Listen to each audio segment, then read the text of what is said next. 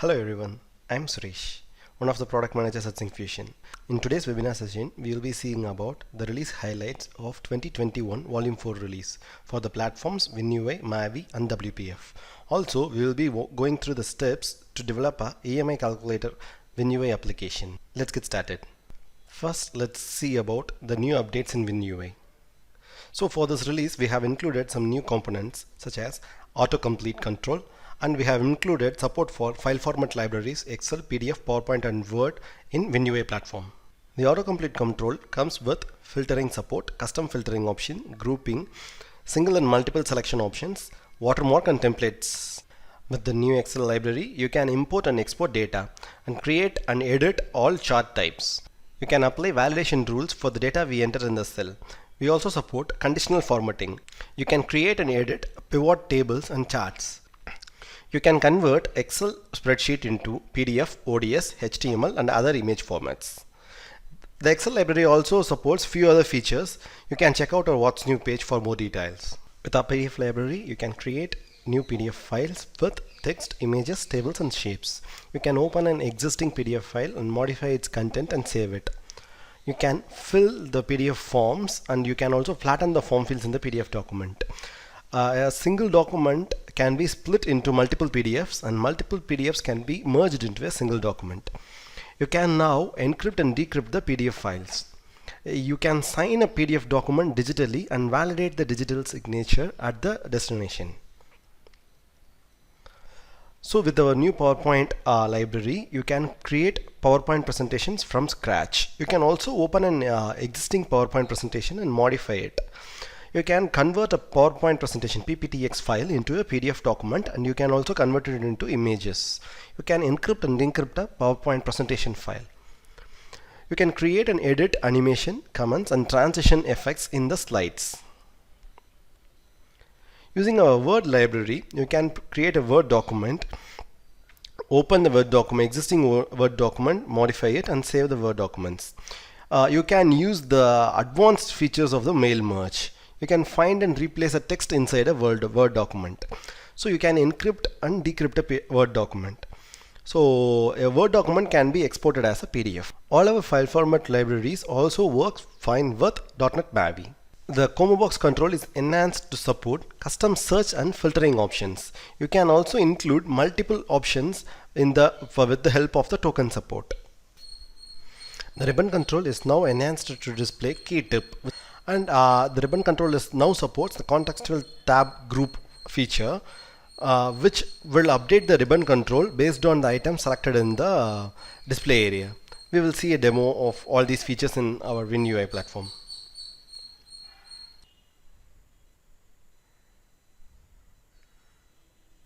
To see the demo, I have opened WinUI controls gallery for desktop. First, let's go through the autocomplete control. Like I said before, this is a new control.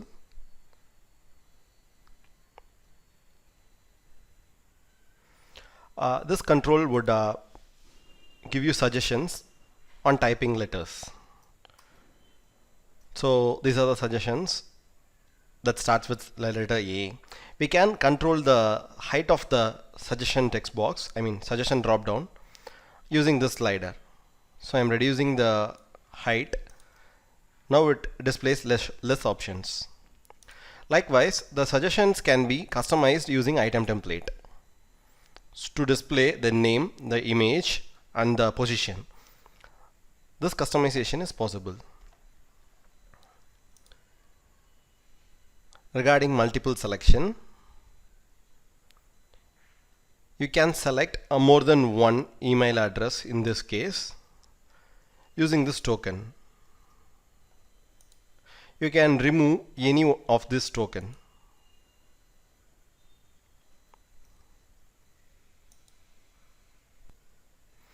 The multiple selection also comes with the customization of the filtering and the displaying options. So now the text search mode is set to contains. So any country that contains the letter A would be displayed.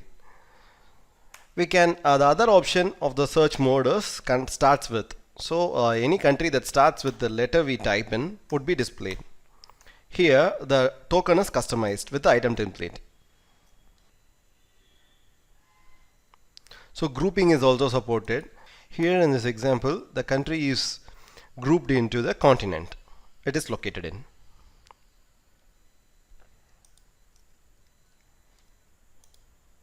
Let's move on to combo box. Combo box also supports multiple selection. You can choose multiple options and the token for them would be added in here. You can remove them. And regarding filtering options, both starts with and contains, both these text search modes are available. Also here we can perform custom filter options. So on typing the country name, the cities of the country would be displayed in the drop down. Moving on to ribbon control.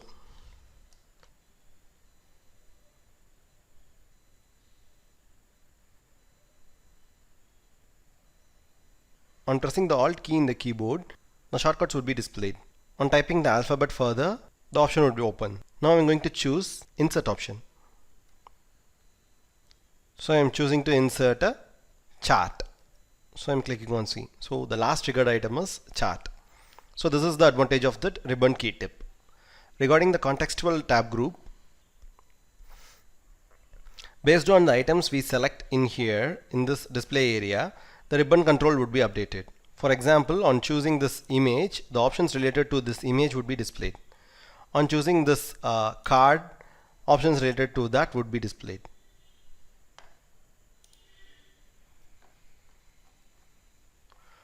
Moving on to file format libraries. Since it is vast, I'm going to show just open few of the examples. So this would generate a docx document, Word document.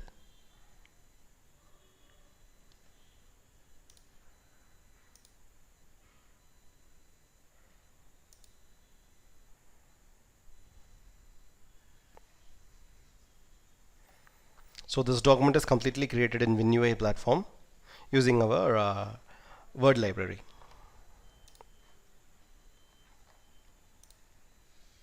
In a similar fashion, you can create PDF presentations and spreadsheets. Now let's see the updates in .NET Mavi platform.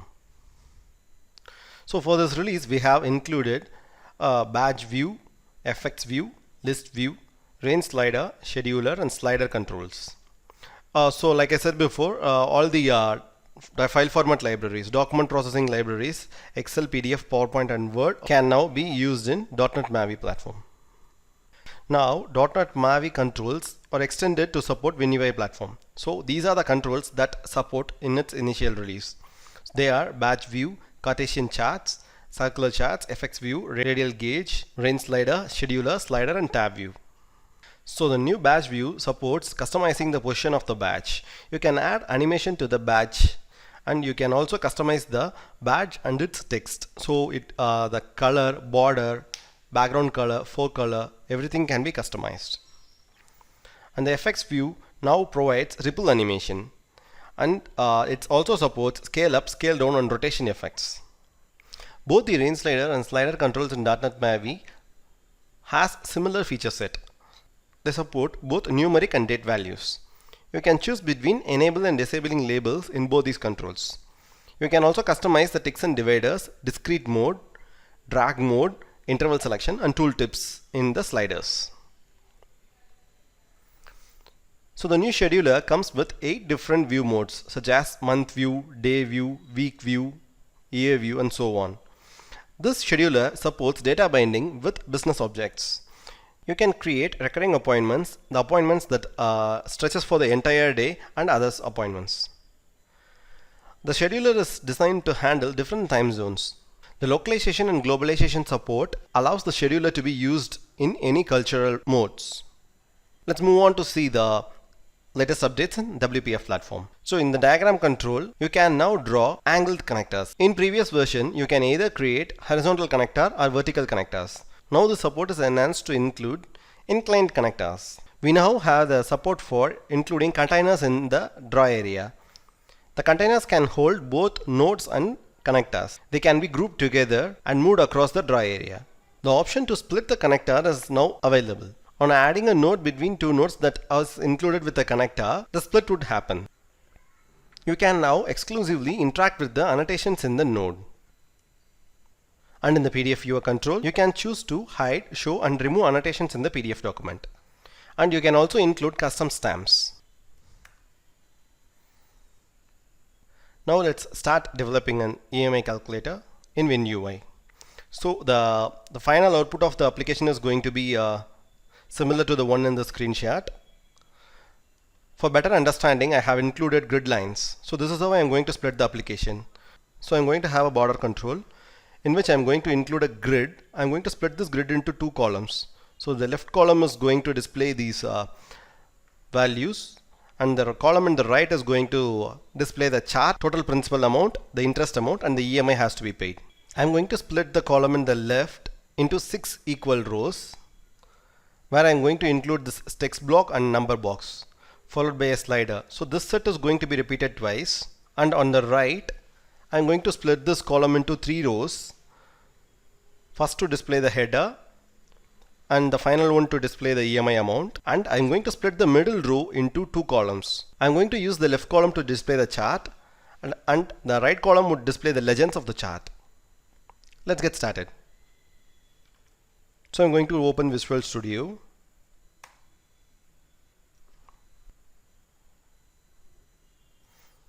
And I'm going to choose create a new project.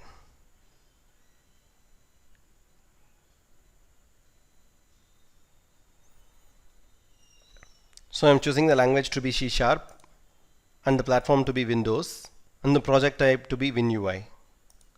And I'm going to choose a blank app. I'm going to name it as Loan EMI Calculator. Choosing to create.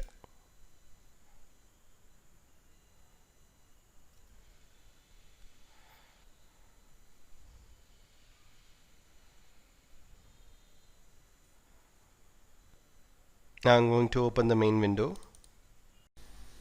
In the course of development of this application, we will be using 3 different Syncfusion WinUI controls. One is the number box control, second one is the charts, and third one is the slider. So let's move on and include the respective NuGet packages. So I'm going to open the NuGet packages manager. So before installing the new NuGet packages, I'm going to update the Microsoft Windows SDK build tools. We need to do this to successfully use Syncfusion components, and it is done. And moving on to the browse tab, I'm going to search for Syncfusion WinUI editors. So number box control is a part of this editor NuGet package, so I'm going to install it. Okay, and now I'm going to search for charts.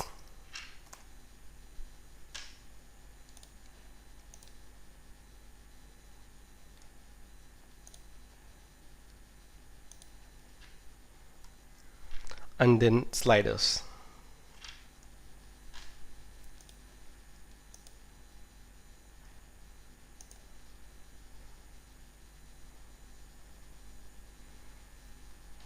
Everything is done. Now we are going to include the respective XML namespace to access these controls in the main page.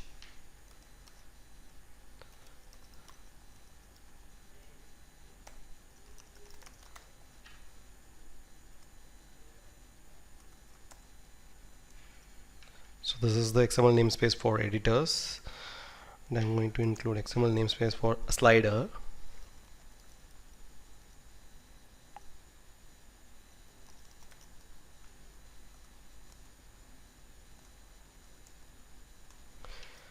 And then finally we are going to include XML namespace for charts.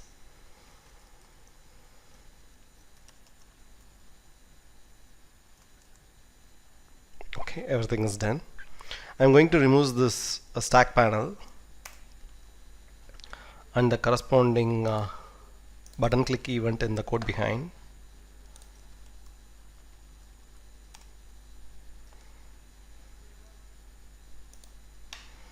So like I said before, I'm going to add a border control.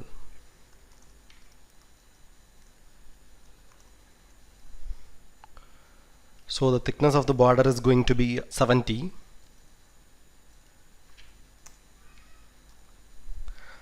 And the border brush is going to be 162137 hex code.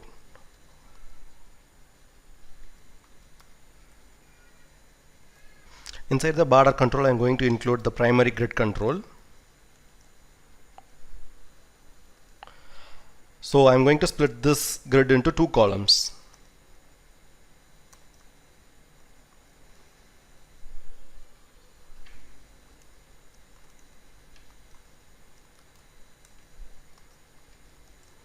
They're going to be of same size. So I'm ignoring the width. Now I'm going to create a grid and place it in the 0th column.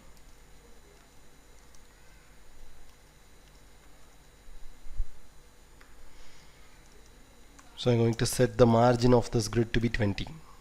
So it is for all left, right, top and bottom values. In this grid, I'm going to define 6 rows of equal height.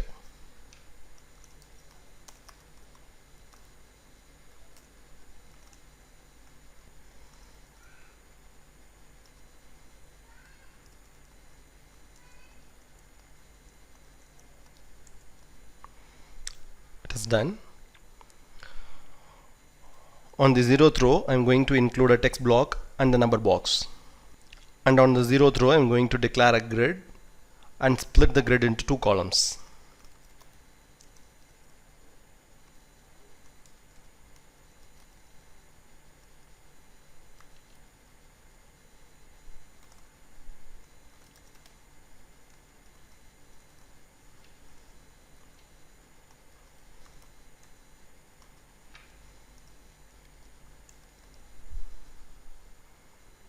On the 0th column, I am going to include a text block, and on the first column, I am going to include a number box. So I'm going to include a text block now.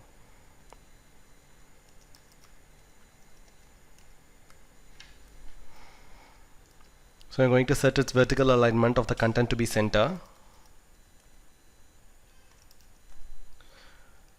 And the foreground of the text block is going to be E7, E7, E7.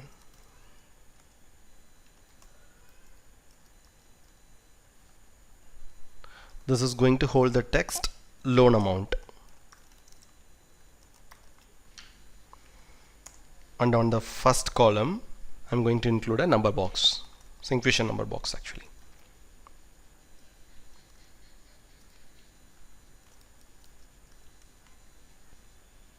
So it is going to be in the column 1. I'm going to name it loan amount number box.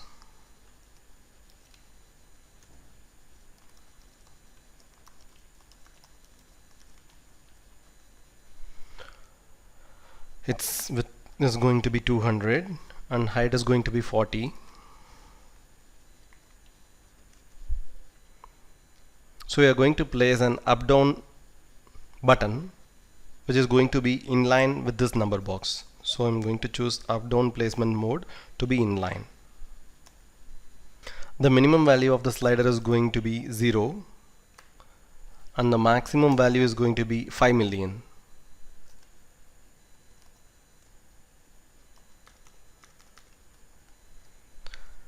I'm going to set the value of this number box to be 3.2 million.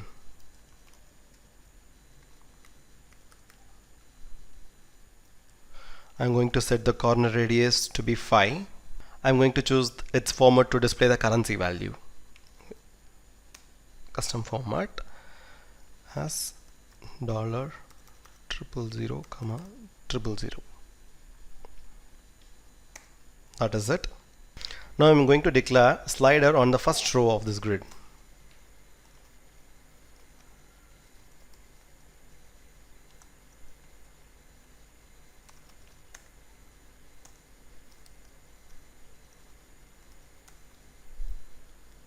I'm going to name this slider as loan amount slider.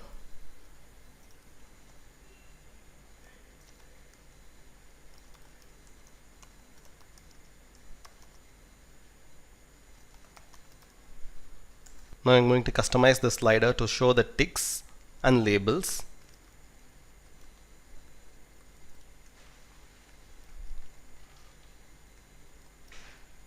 The height of the slider would usually be slim. I'm going to set 8 as its height.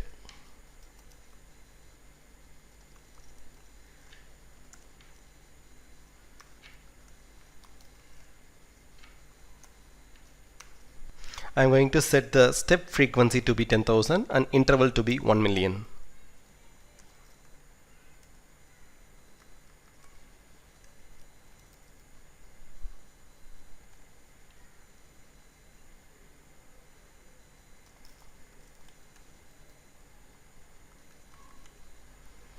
Now I'm going to bind the value of this slider with the number box. First I'm going to bind the minimum value.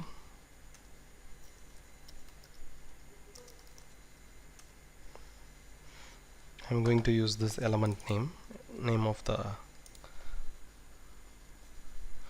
box, and the path is going to be minimum. In a similar fashion, I'm going to bind the maximum value.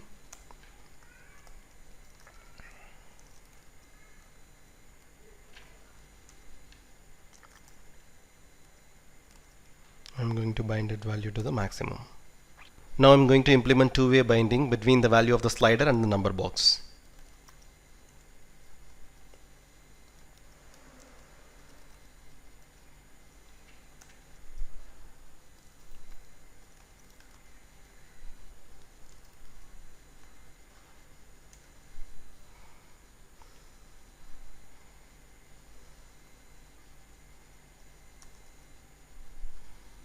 That's it. We have defined a set of a slider and a number box. Now we are going to create two replica of this set.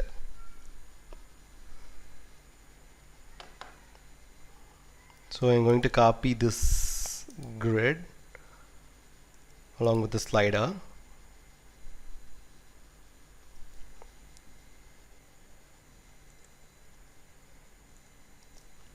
Now we had made two replicas. I'm going to place it in row 2, and this is going to be in row 3. It is should be in row 4, and the slider is going to be in row 5. That is it. Now we need to customize them. Second column is going to have the label interest rate.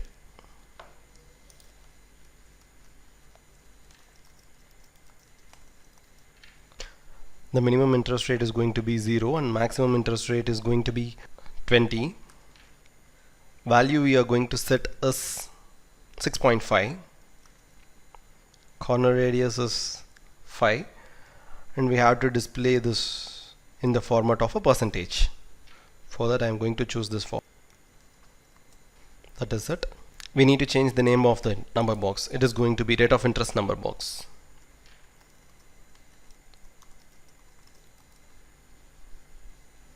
I am going to copy this name and paste it on the binding values.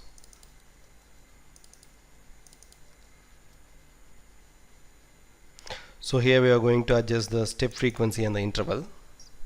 The step frequency is going to be 0.5 and interval is going to be 5. Now moving on to the fourth row, the label is going to be loan term in years. I'm going to name this number box as number of years number box.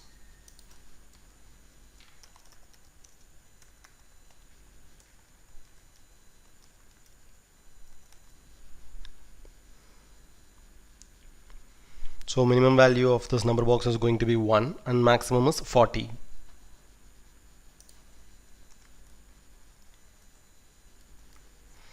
And the value I'm going to set is going to be 14, and it should just display the number, so I'm going to use this format. I missed to rename this slider. It is going to be rate of interest slider.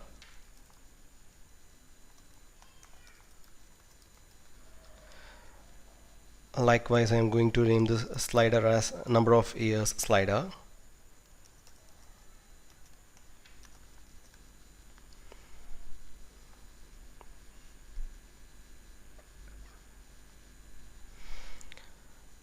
I'm going to use the step frequency 1 and interval 8.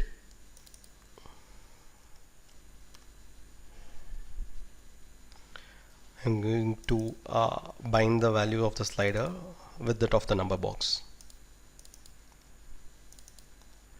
That is it. We have designed the left column of the grid. Before going to deploy this application, we have to make some changes in the configuration manager to check the deploy checkbox. Now I'm going to deploy this application. Okay, everything is fine, but we must to choose the dark theme. You can go ahead and do it. So let's see if the binding works. Yes, the binding works.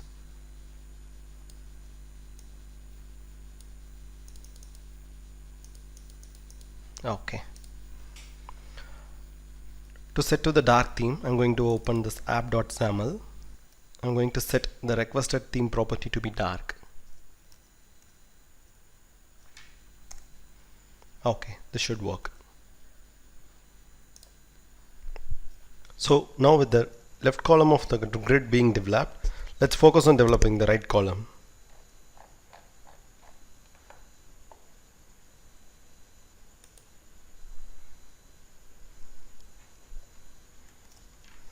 So I'm going to include a grid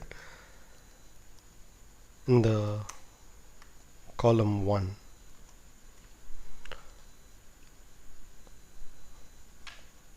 Like I explained in the screenshot, I'm going to include 3 different rows in the primary grid.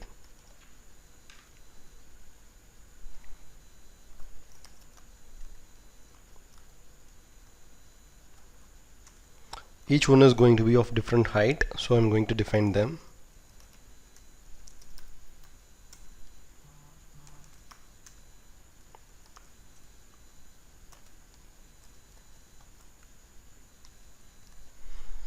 One is going to be x, and another one is going to be 8 times, and another one is going to be 2 times. The first row is going to be occupied by a text block that displays the header, so I'm going to include a text block in the first row of the grid.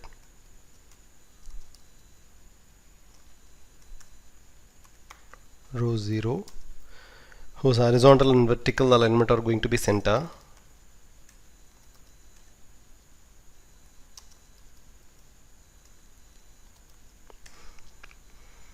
Font size of the text is going to be 25,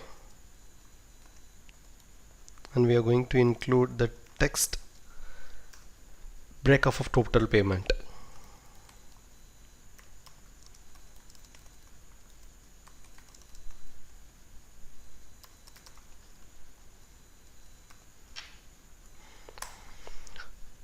So the second row of the grid is, we are going to split the second row of the grid into 2 columns. So I'm going to include a grid in the second row.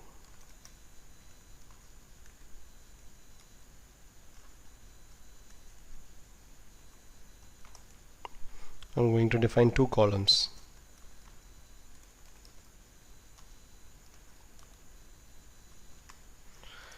Each one is going to be of equal width. In the 0th column of the grid, we are going to include the circular charts.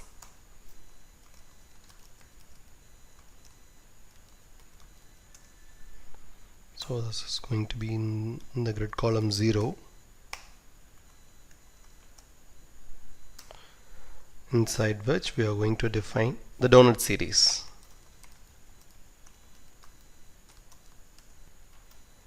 We are going to customize the donut series. I'm going to name this donut series as donut series.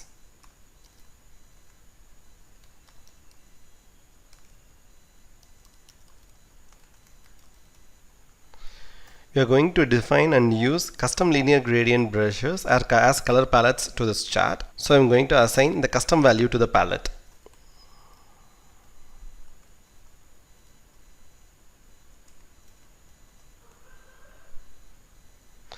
we're going to enable the animation.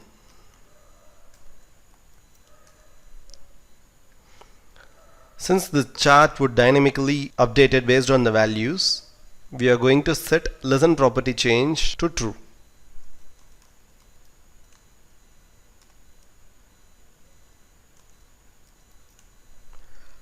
Now let's define the color model of the donut series.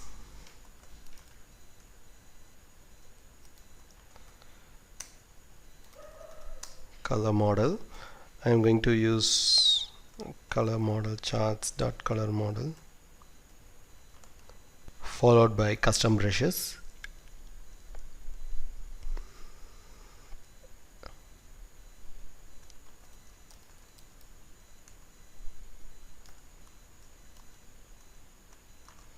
We are going to define two different linear gradient brush.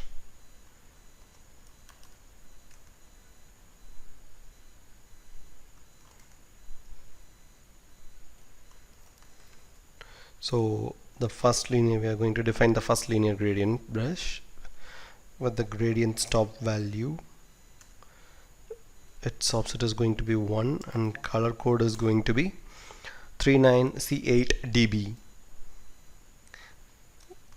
Hash 39C8dB. Okay.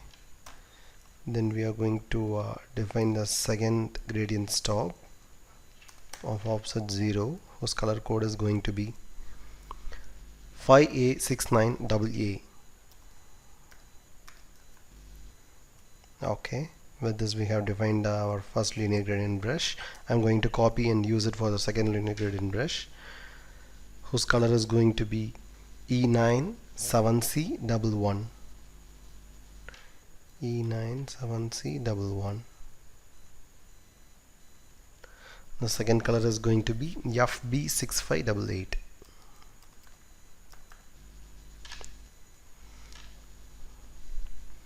Now let's focus on assigning the source to the chart, for which I'm going to declare a new class named model. So I'm going to declare the class here. I'm going to name it model to keep it simple.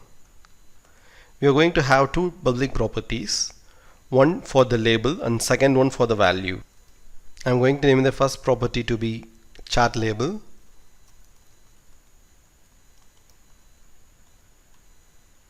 It is of type string.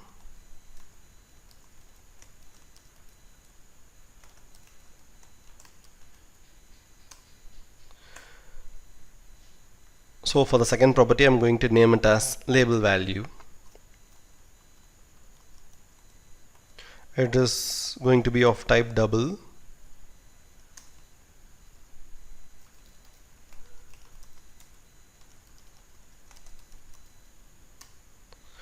This class should be inherited from iNotify property changed interface.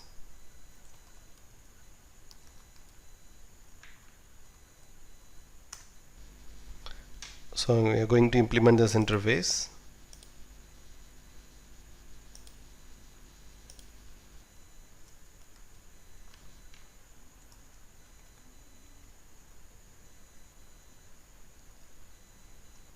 We are going to define onPropertyChanged method that would be triggered whenever the value of the properties changes.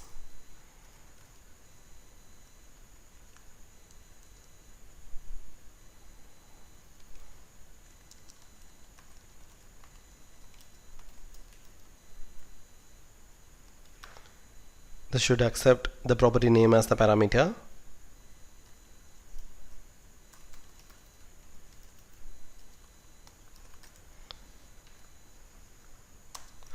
This is going to be of type string and the parameter name is going to be name.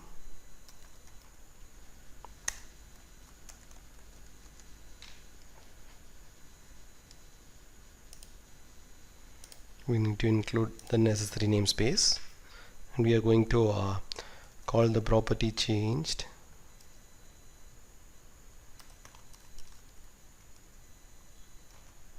If it is not going to be null, we are going to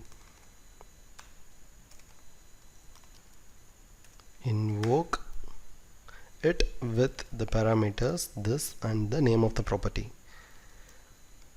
passed to property changed event arguments.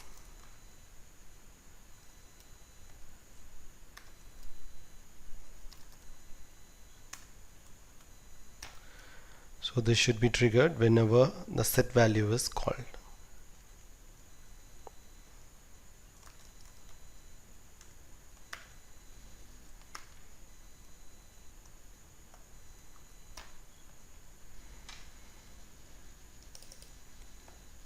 With the parameter of the property name.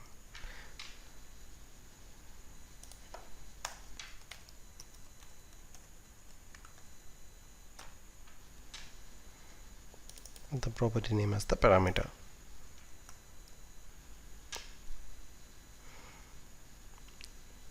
Now we have to define an observable collection and set the data value to the item source property of the chart. Now let's create observable collection of type model.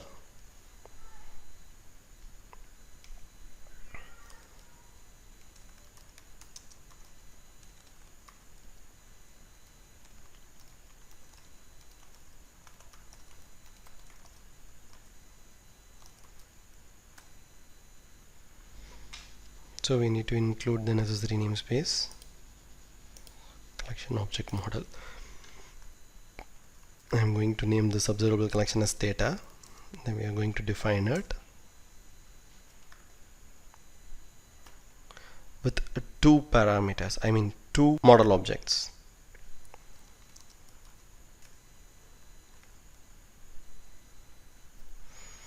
Chart label is first one's chart label is going to be principal,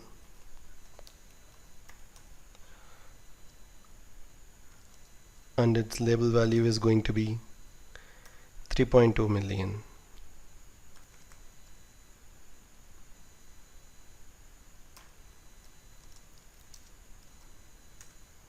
And for the second model, the chart label is going to be interest.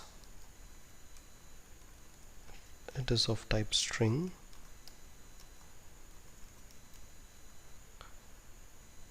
And label value is going to be 1 million.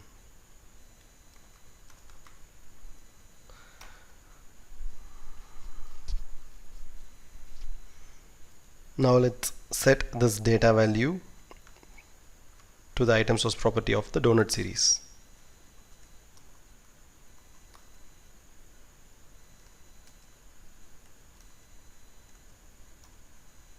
Now we need to map the X binding path and Y binding path of the donut series chart to the chart label and the label value properties.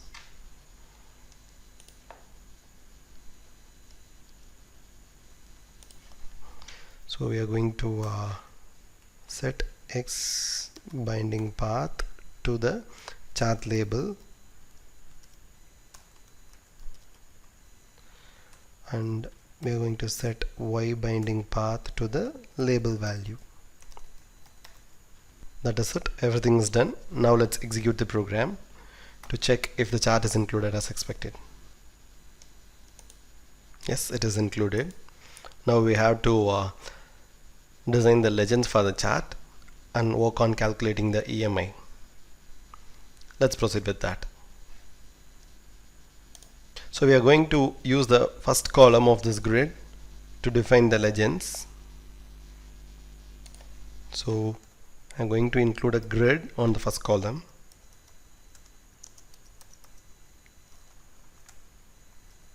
The first column. And I'm going to define 4 different rows.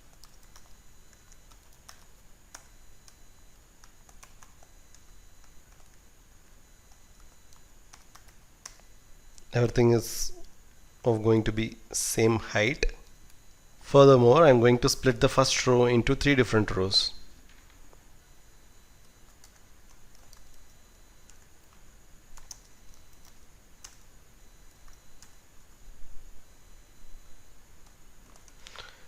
So I'm going to include 3 different row definitions.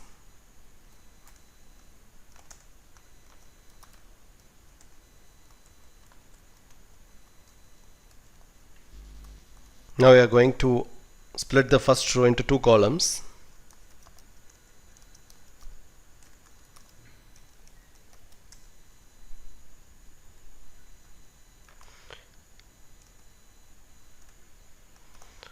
We are ignoring the row 0 to just align the labels.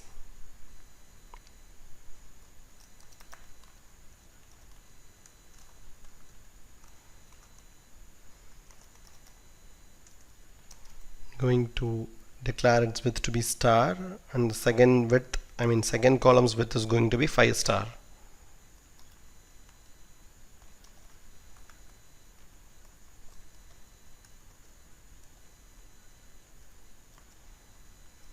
Like seen, we are going to include two different geometry ellipse path. So I'm going to declare a path in the grid column 0, whose horizontal and vertical elements are going to be in center.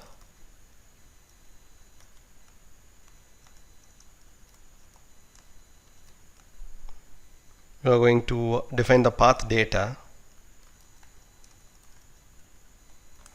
Going to include an ellipse geometry in it, whose center is going to be 10, 10, and x and y radius are going to be 10, 10 as well.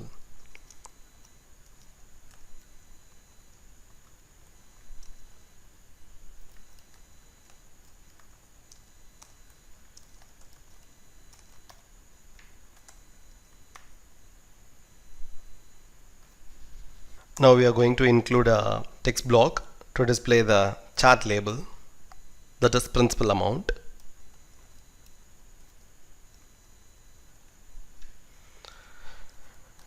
This is going to be placed in the grid column 1, whose horizontal and vertical elements are going to be center.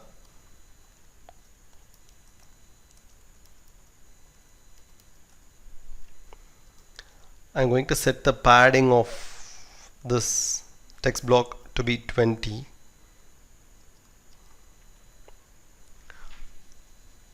It is going to be in the sequence left, top, right and bottom. I'm going to set the left padding to be 20.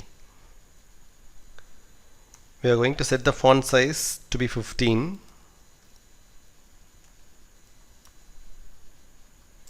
And foreground of this text block is going to be 92 9db3.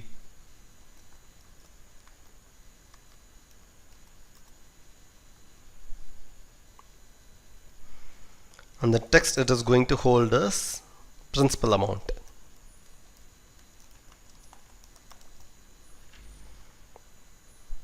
That is it. In the row 2 of the grid, we are going to include a text block that is going to hold the value of the principal.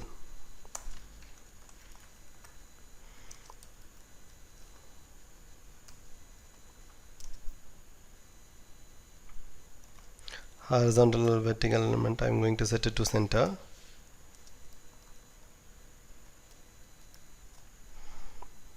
So I am going to name this text block as principal text block.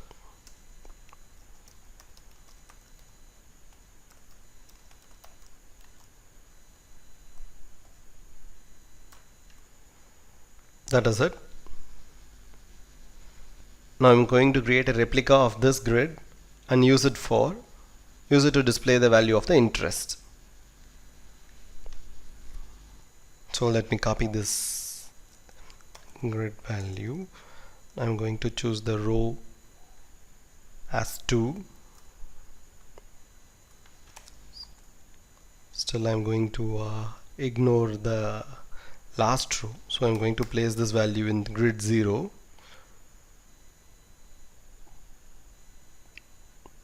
Still I'm going to include an ellipse here, that is a circle. Text block, this would display the text total interest. Yes, it is fine. So I'm going to name this text block as total interest text block.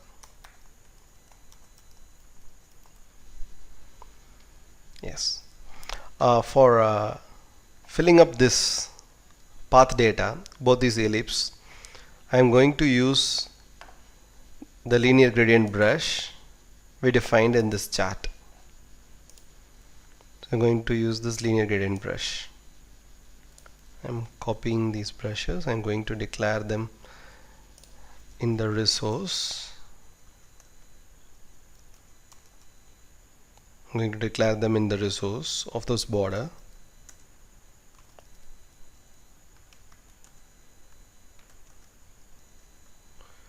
I'm going to provide key values. I'm going to name the first brush to be blue gradient brush.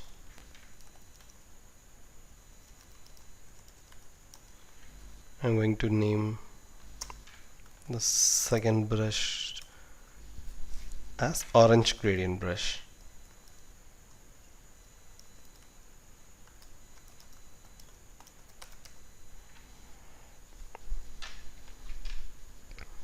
Let's use these brushes to fill the path.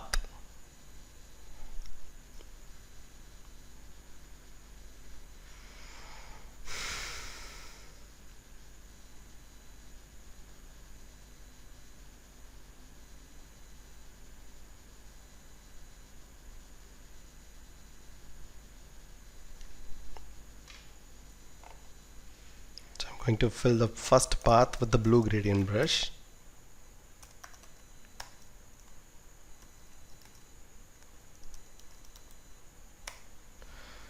Going to fill the second path with the orange gradient brush.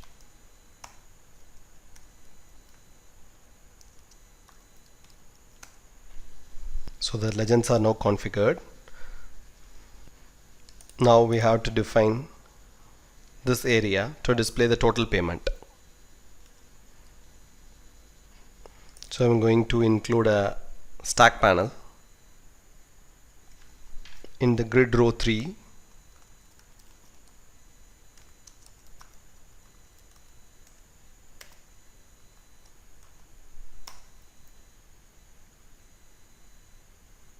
And I'm going to include 2 text blocks in the stack panel.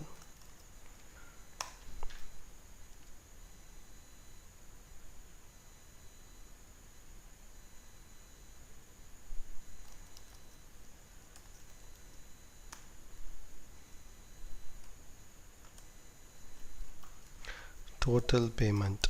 I'm going to include this label.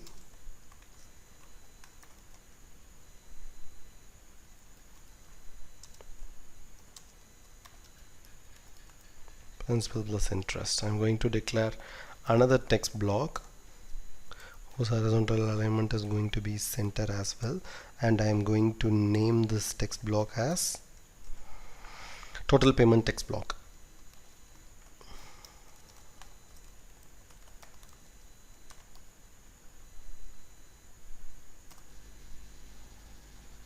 This text block would be updated dynamically in the code behind. Now we have to define this EMI part. So I'm going to include another grid and place 2 text blocks there.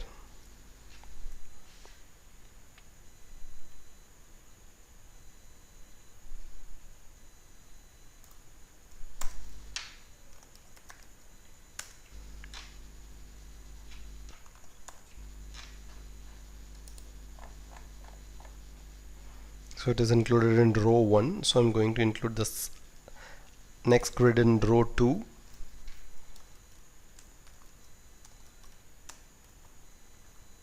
And I'm going to include 2 row definitions.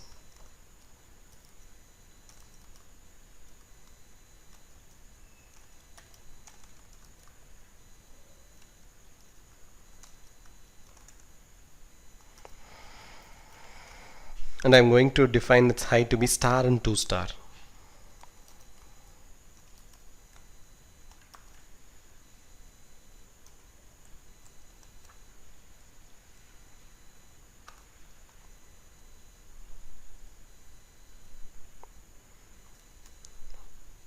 So on each rows I am going to include 2 different text blocks.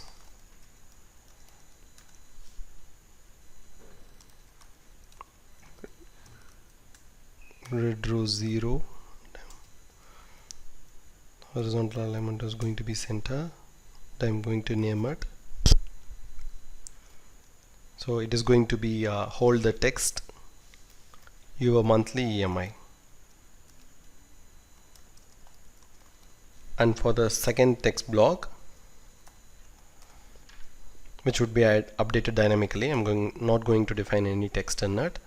I'm going to name this text block as EMI text block.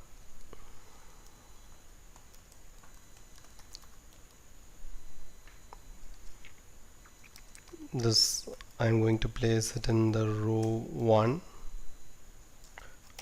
Font size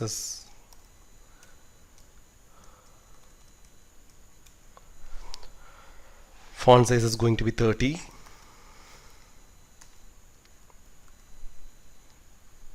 And the horizontal alignment is going to be center.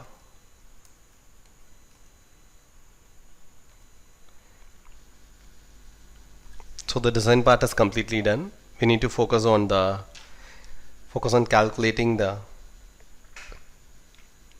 EMI, interest, and the total payment.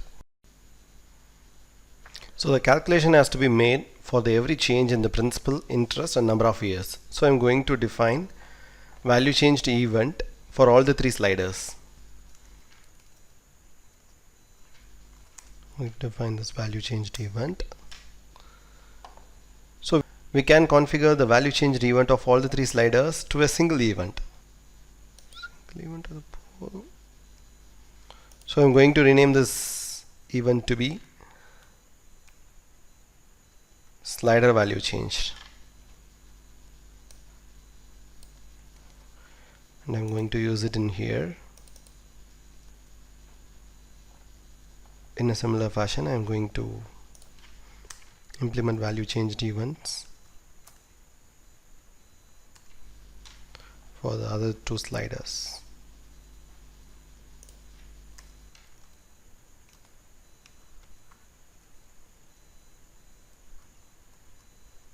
In the value changed event, I'm going to record the values of the principal, rate of interest, and number of years, for which I'm going to create 3 properties.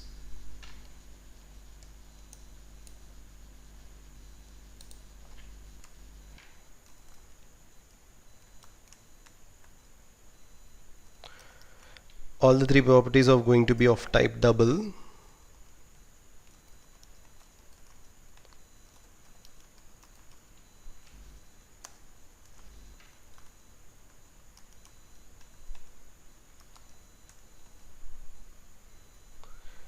Rate of interest,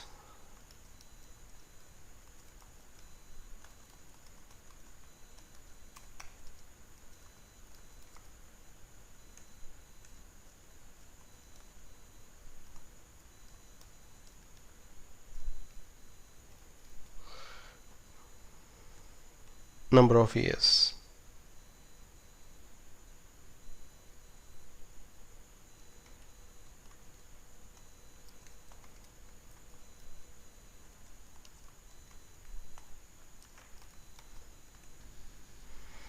So I'm going to record all these properties in the value changed event.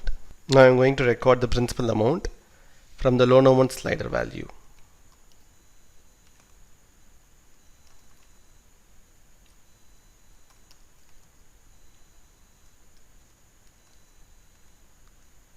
And I'm going to record the rate of interest from the rate of interest slider.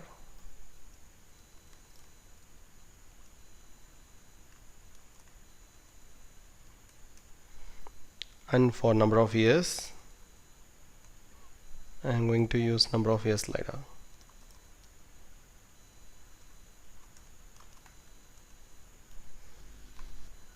Now we are going to create a method named calculate to calculate the EMI value.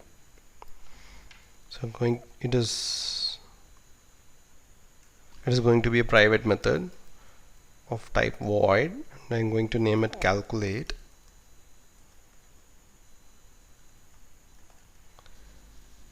I have already copied the formula of the EMI calculation. So this is it. This is a complicated formula to explain. I will also provide this formula in the description section. So I'm going to use this formula to calculate the EMI. This would calculate the EMI part. So to calculate the total payment, we need to multiply the EMI into number of years multiplied by 12. So we are going to declare a new variable of the type double to calculate the total payment, which is EMI multiplied by number of years multiplied by 12. And the interest, total interest,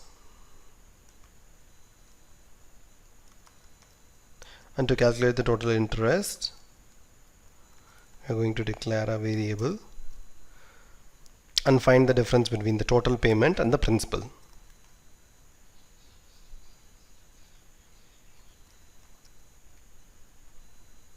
So this is going to be the total interest.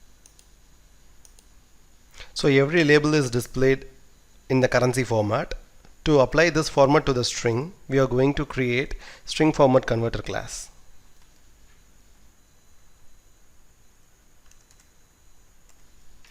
It is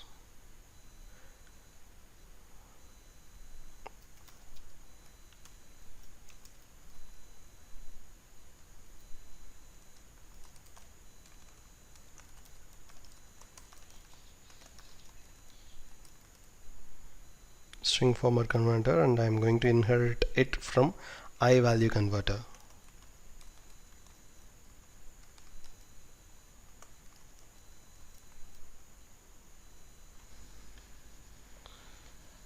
We need to include necessary namespace.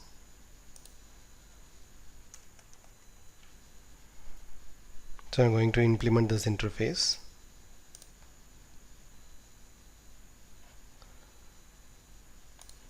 In the convert method of this class, I'm going to convert a normal string into the currency string.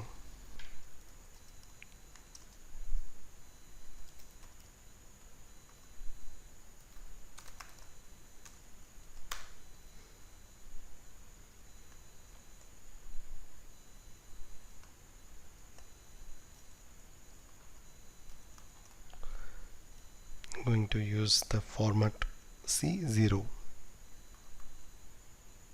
for the value we get in here. That is it. Now I'm going to use this converter to convert all these values into string and assign it to the text blocks. Now I'm going to create an object for this string format converter.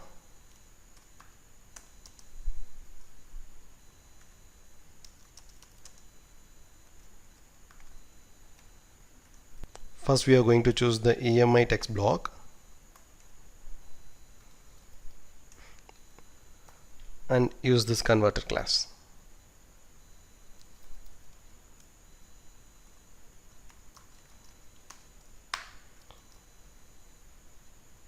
So EMI value, going to pass its type,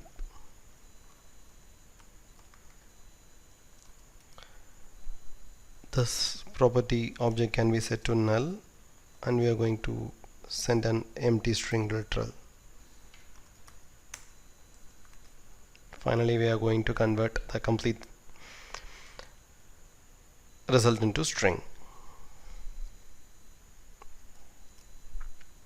Now we can update this total interest text block.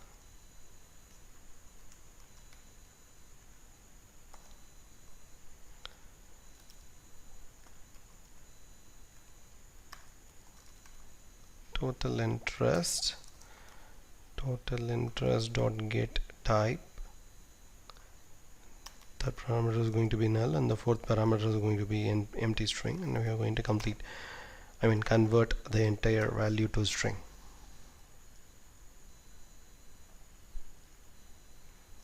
We need to include this method, yes. So we need to update the total payment text block now.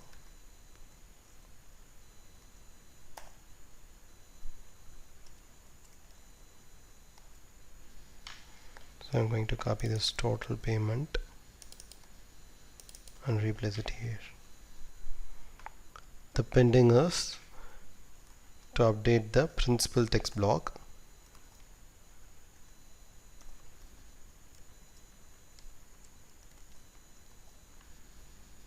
We're going to use this principal value.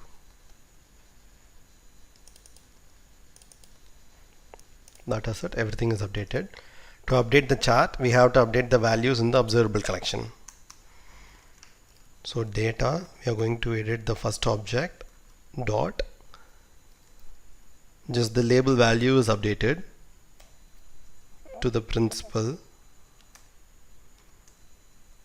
and data of the first object at the index location 1, label value is going to be total interest. Yes, we need to invoke it here, we missed it.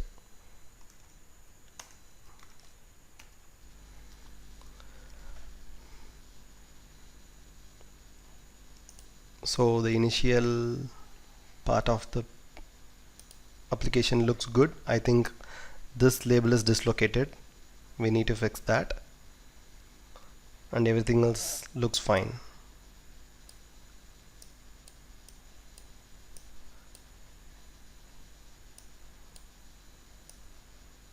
Okay, the updating the rate of interest updates everything, including the chart and the number of years. So this, okay, I think we can fix this now. So it is total interest text block. Okay,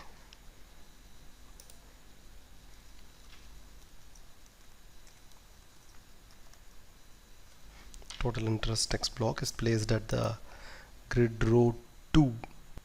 It has to be placed in the grid row 1. Yes, this would fix that.